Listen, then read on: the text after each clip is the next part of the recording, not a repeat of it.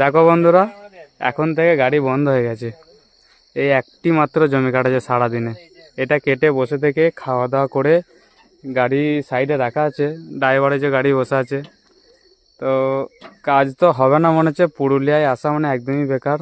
এই যে এজেন্ট আছে, একটা ড্রাইভার আছে, এজেন্টকে বলছি তো যে জমি কি হলো, জমি কই, এজেন্টের তো বক্তব্য শোনাই। কি ব্যাপার, কাজ কি হবে মনে হচ্ছে? আর হ্যাঁ হবে, দেখি যাই চাষিদের আবার কখন এই 4টে বাইছে, সন্ধ্যে 1টা থেকে লেই 2টো জমি কাটাছে, মাত্র 2 ঘন্টা 10 মিনিট কাজ হয়েছে। চাষি এখন বলছে ধান আমাদের কাঁচা আছে, কিন্তু আমি দেখে এলাম ধান খড়ে একদম পড়ে যাচ্ছে, কিন্তু চাষি তাও বলছে চাষির কাঁচা ঘরকে আছে। যাও, কিন্তু আমি যাচ্ছি, বারবার যাচ্ছি, আবার যাচ্ছি এখনই।